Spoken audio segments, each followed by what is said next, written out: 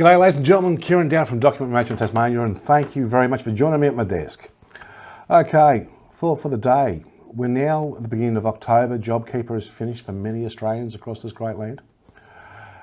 And today I want to talk to you about something which it's already started. During this pandemic, we've seen so many unnatural acts in the business world, haven't we? JobKeeper was a fantastic incentive by the Australian government to support Australian workers and to support Australian businesses to keep their workers attached to the business. And during that time, we saw many organisations either do one of two things.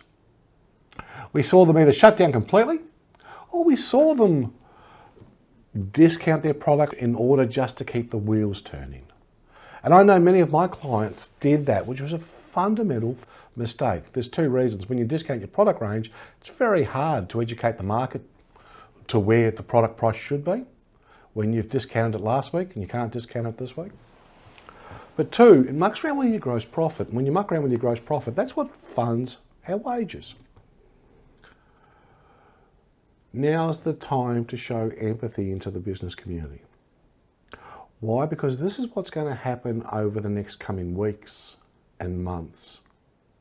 One, you're going to see price movements move back up on certain product lines and sectors as organisations start to re-establish their pricing, because last week under JobKeeper they were discounting their price to keep the wheels turning because they were using JobKeeper to actually subsidise.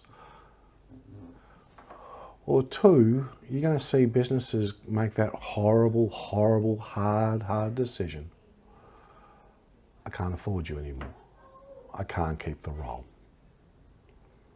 As a business owner, one business owner to another, that's the hardest decision you can possibly make. When you have to let a staff member go, not because of something they've done, but because we've reacted the wrong way to the market or we haven't addressed the market properly, and now we can't afford to keep them. That's not their fault, that's our fault, because we didn't read it right. And ladies and gents, we're going to see this over the upcoming weeks and months affect many Australian companies.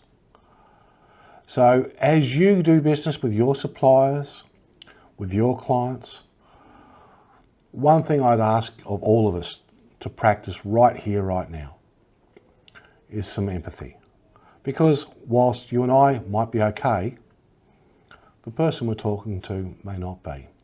And you and I both know, those of us that actually employ people, it's a huge responsibility, and there is nothing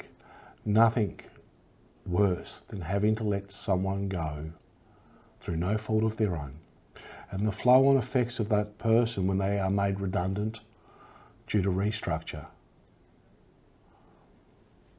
It's horrible. Thought for the day, ladies and gents, as I go back to work, empathy.